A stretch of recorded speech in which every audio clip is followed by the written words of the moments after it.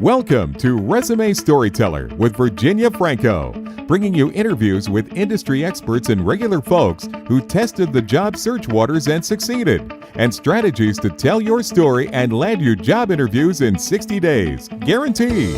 Here's your host, Virginia Franco.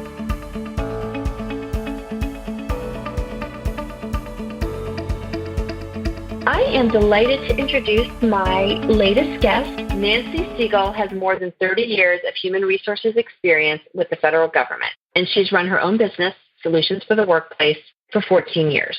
Her federal career includes serving as a personnel officer, deputy regional administrator, and special assistant for the Departments of Defense and Interior, the U.S. Treasury, and other government agencies. She is the author of The Complete Guide to Writing a Federal Resume, The Complete Guide to Interviewing for a Federal Job, and The Complete Guide to Making a Federal Career Transition. She writes a weekly career blog that appears on fedweek.com, and you can learn more about her offerings at www.solutions-workplace.com. Nancy, thank you so much for joining us. I appreciate it. Thank you, Virginia. I'm really delighted to be here. So I just led off with an overview of your career. I don't feel like I did it justice. Can you give us a quick overview of what you do, how you help people? Okay. So I help people who want to either get into federal government service or move up within that arena. Because getting a federal job is totally different than getting a private sector job. In fact, when I start with clients, I tell them to forget everything they ever learned about preparing a resume and looking for a job. Because a federal resume runs 5 to 7 pages. And it is totally, yes, yikes is right. It's totally different. And most folks who come to me are really starting at the beginning and are overwhelmed by the process. So I help people navigate the process. I help them understand what needs to be done. And I also put together federal resumes for individual clients. Okay. How did you fall into this? I mean, obviously you have the background in the federal space, but how did you get into the job search support role? So I had a 30-year career as a federal HR leader and specialist. And because it's such a niche area, and because, frankly, I wasn't done working, I wanted to leverage my understanding of federal HR to help people get into the system. Because I really believe that working for the federal government is a call to service. And there are many people who want to give to the country, and being a federal employee is one very real way that people can do it if only they knew how. So I have a passion for this, and I think people need a guide because getting a federal job, as I like to tell people, is not really a natural act. It is not. It isn't intuitive. I agree with that. And yeah, you need someone to guide you through it and help you navigate it. So you obviously work with people that are, testing the job search waters in this federal space. Can you name one or two big challenges that you see them facing time and time again? So I think there's a couple of things that people are really challenged by, all of which revolve around understanding the system. So the first thing I think people are challenged with is putting together the resume itself and understanding the fundamental piece of it, which is if it is not on your resume, you did not do it. So the level of detail that needs to go into your resume is one thing I think people struggle with.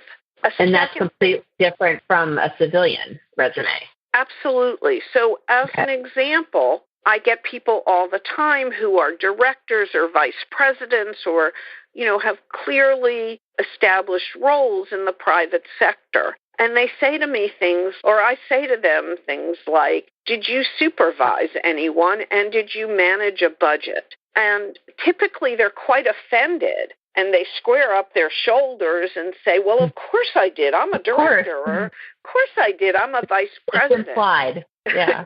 But from a federal HR standpoint, if it's not on your resume, you didn't do it. So spelling that out is one thing people struggle with. The second thing I think people struggle with is the length of time it takes to get a federal job. And I tell people all of the time that they should expect 6 to 12 months to get a federal job. And regardless of the level? Regardless of the level. That's right. Okay. Because the government does not move quickly. There are security clearances. There are all kinds of things. And the goal, the stated goal of the federal government to get a job is 80 days. And most agencies are far and above that goal of soup to nuts in 80 days. Wow. Okay. All right. So do you find that helping them understand that timeline, just sort of helping them manage their expectations, does that help with their mindset and their frustration during the job search process? It's critical. You know, and I tell people all the time, while it is possible you would get the first job you apply for, it is not particularly likely, and that this is a process. Okay. And 6 to 12 months is fairly common. 18 months is not unheard of. And you should not quit your day job expecting to get a federal job next week. It's not going to happen. And it sounds like you have to apply for a job versus in the civilian world, there's more networking, finding out about a job before it comes out. Does that not occur in this thing? You're absolutely right. By federal regulation, all jobs must be posted publicly. 90% of federal jobs are posted at usajobs.gov, and you have to apply that way. There is another 10% of positions which are posted on individual agency websites. But unlike the private sector, where who you know and the hidden job market and all of that stuff everybody has heard about, that's not really true on the federal side of things. Everything has to go through a human resources person.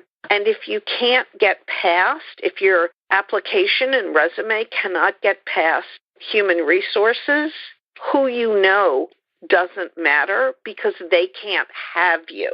So when I work with people, my lens is really to help people get past HR so that the hiring manager can actually have you.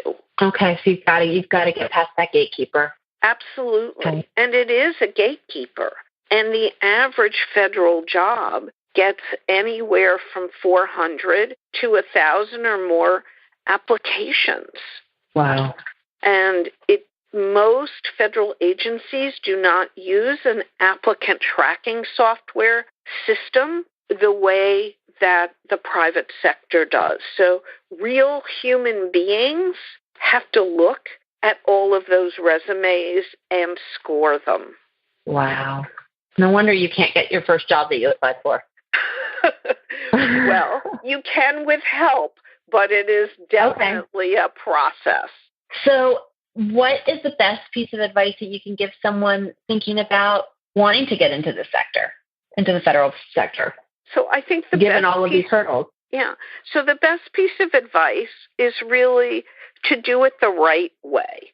Okay. And, not try and fight the system. I don't care if you are Bill Gates. If you submit a 1 or 2 page resume for an IT job, you're not going to get it. You have to follow the rules. Because think about it, if you are an HR person and you're faced with 1,000 applications that you have to hand review and score, what's the first thing you want to do? You want to winnow your pile of applications. What's the easiest way to winnow that pile? Pick out everyone who didn't follow the rules. Okay. Yep, that's true. You can definitely narrow the selection by just So you never even give them the time of day because they didn't follow the rules. Okay. Yes. So the right way means following the rules. I'm sorry. Go ahead. Yep. The right way means following the rules. So that includes several steps. Step number 1 is reading the job posting and making sure you understand it and using the language of the job posting in your resume. The second step is to respond to what's called the occupational questionnaire that is part of almost every job posting. This is typically multiple choice questionnaire where applicants self-certify on a Likert scale, everything from I'm not familiar with this to I'm an expert. So you have to self-certify appropriately. The third step is to back up your answers to the questionnaire in your resume. And the third piece is to have patience because this takes time. Okay. All right. So I tell people 3 things to get a federal job, and I can help them with 2 of them. The first thing is to apply for jobs that they are fully qualified for. Okay. So this is not about knowing you can do the job, but proving you already have. The second thing is using a targeted federal-style resume. And the third thing is patience. And like I said, I can help you with the first 2. The patience, you got to dig in. Okay. That's on you. And I'm sure there's some people that you meet that you say, you know what, he's not cut out for this process. Too impatient. I think, those people typically self-select out. Yeah, okay, all right. So what advice can you give that person who is engaged and they have their resume, they do seem to be patient, but things just aren't going well? So I encourage people to do a couple of things. The first thing is apply for multiple jobs because it's not over till it's over. Okay. So don't hold on to one job and think this is it. Okay. You have to apply for multiple. Diversify, absolutely. Okay. And don't worry about applying for the same job or even separate jobs in the same agency at the same time. Oh, okay. This is a numbers game. You can apply to the same job 4 times and that's okay. Yeah, and sometimes it's announced 4 different times. Okay. And because you were rejected once doesn't mean you'll be rejected the second time. Okay. It's not personal. And no one will remember you. Okay. So, this is a numbers game. That's one thing you can do. The second thing you can do is leverage your eligibilities. Now, I know that sounds like HR geek speak. Here's what I mean by it. As many of your listeners may have heard, former military members get preference for federal hiring, and that's because we want to honor those that have served. Yeah. But there are other eligibilities that some of your listeners, if they are not military members, may have. Okay. And one of the ones that I think people are hesitant to use is their eligibility under what is called Schedule A. And what that means, there's a special hiring category for people with disabilities. Okay. And when many of us think about disabilities, we are thinking about significant disabilities, people who are missing limbs or wheelchair bound or deaf or some variation of that theme. But under the federal government, the definition of disability is much simpler. And as all of us get younger, thinner, and more beautiful, more and more of us have medical stuff that most of us would not put into the category of disability, but the government does. So I encourage people to use that eligibility if they have diabetes, as an example, or some kind of hearing loss because they attended too many concerts as a young person. They need to familiarize themselves with Schedule A. Right. And see if they qualify. Okay. All right. I think I know the answer to this, but definitely be wrong. What words of wisdom can you share to the person who's got a lot of skills that can go in a lot of different directions? Just like in the private sector, different resumes. Okay. To highlight those different skills. Just like on the private sector side, you don't want people to have to guess what you want to do. You want to focus their attention and not waste any of their resume real estate. So if it doesn't pertain to the job, don't tell me about it because you don't get extra credit for having extra stuff. Okay. Only stuff that pertains to the job. Absolutely. All right. That makes sense. And it's okay to apply to lots of different roles. There's no shame in that. So, okay. None at all. And just like in the private sector, you're going to get more traction if you use your more recent experience. If you want to use IT experience, as an example from 30 years ago, and you haven't done information technology since, you might qualify for a job on a basic level, but you're not going to rise to the top of the pile. Okay. And that's the scoring process, I imagine. That is correct. That's what scoring comes in. Okay.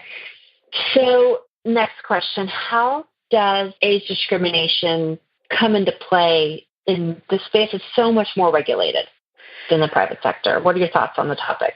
Or any discrimination? Doesn't have to be age.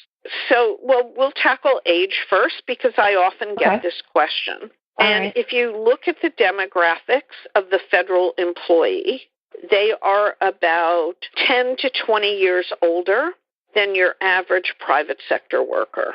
Many, many people come into the federal base as a second or a third career because they're in a financial position to want to give back, as an example.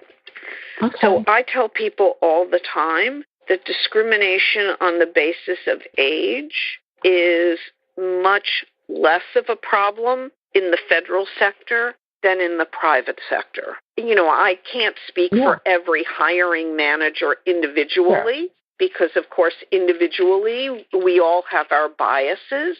But in general, I wouldn't worry about age discrimination at all. Okay. And what about the other kinds of discrimination? Is that... Sure. If you look at race, gender, national origin, people with disabilities, etc., and compare the federal workforce to what's called the civilian labor force, the numbers in the government are much stronger across all categories than in the private sector workforce. Wow. Okay. All right.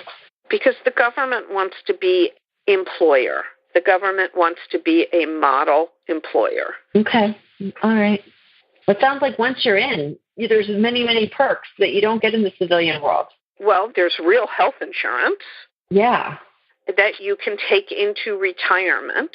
There actually is a retirement system, 401ks, flexible work schedules, life insurance, the full range of benefits. Yeah. The federal government is one of the few large employers that still offers what I would consider traditional benefits to its employees.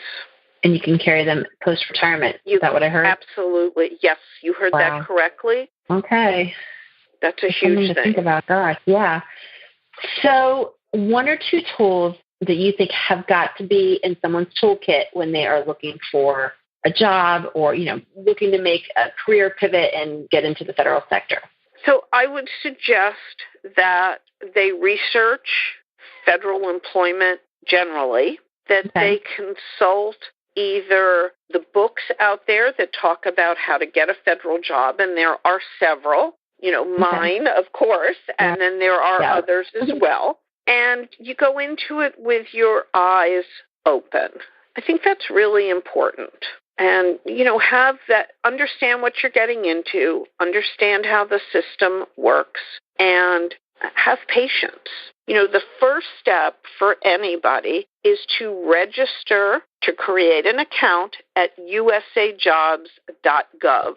And when you create your profile with usajobs.gov, and that is the vehicle that most agencies would use for the application process. Okay. When they create that, they should also set up what's called a search agent within USA Jobs. And what your search agent will do is that it will automatically send you a list of job postings that meet your criteria. And you can have multiple search agents. And that's huge because on any given day, there's 10,000 or more job postings. And nobody wants to troll through those. So you want to winnow your search. Do you recommend that you have to post within a certain window to have your best chance, like within 48 hours or something like that? Okay, so every job posting has an open and a close date. Mm-hmm. And you do not get extra credit for submitting early. Okay. But there, on the other side of that, there are no dog ate your homework excuses. You don't get to submit. You got to get it in. Right. It ends when it ends. So every job posting is exceedingly detailed in how to apply. And most federal employers are more interested in your experience than in your education. So when thinking about, well, I have a master's degree, so I can apply for this, if you have the education, you're going to score better in HR if you've got the relevant experience as opposed to the education. The government really values the experience over education. So does that make it harder for younger people to get in because they don't have as much? There are, in fact, internship programs in the government. There's some very prestigious ones, and those would be the ones that if I was coming right out of school, I would focus on. And those are called pathway opportunities. And there's also a presidential management fellow for people with master's degrees. There are co-op programs as well. And all of these are posted on USA Jobs. Okay, and those are all designed around giving you experience. Exactly. And one other thing I would mention that is a differentiator between the federal and the private sector, and that is cover letters. I know in the private sector we push cover letters as a chance to tell your story, but the government doesn't much care. They don't. People should know it's not a requirement. They are generally not scored, and I do not encourage them unless the job posting specifically requires them.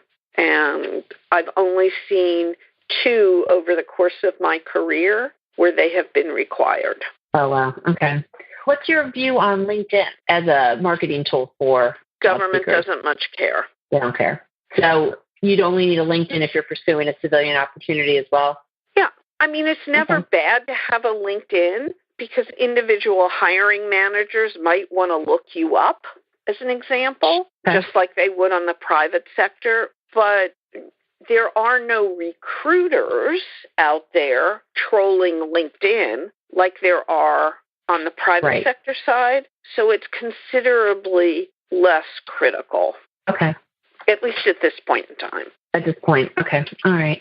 So you've got books, you've got this business. What's next for you? Where's your business going? So where my business is going is to continue to get better at serving people who want in or people who want up in the federal government.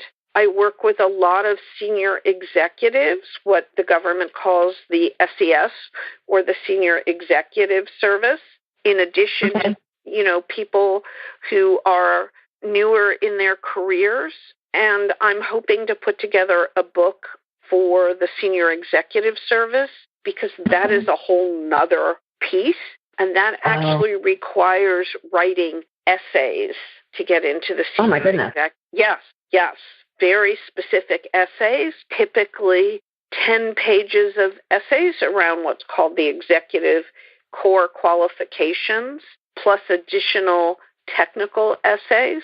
So I hope to be able to put together a book to explain that process. So no cover letter, but they need to be able to respond to essays as well as have that detailed resume, the questionnaire, all the same tools that any level needs. Mm-hmm. Wow. Okay. Well, Nancy, thank you so much. You have enlightened me on, there's so many more nuances than I even realized between the two sectors.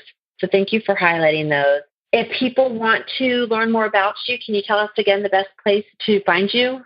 Absolutely. So they can reach me through my website, which is www.solutions-workplace.com. They can email me at nancy@solutions-workplace.com, or they should feel free to call 847-866-6675. Perfect. And if they want to read your books, are those for sale on your website or are they on Amazon? Where should they find them? My books are on my website. There are links to get to the sale place there. They are available on Amazon, and they are also available at fedweek.com. Perfect. Well, Nancy, thank you again. This was really informative. I appreciate it. Thank you so much, Virginia. Appreciate your time and interest. You've been listening to Resume Storyteller with Virginia Franco. To learn more about storytelling strategies to catch the eye of today's SCIM online readers, hiring and decision makers, go to www.virginiafrancoresumes.com.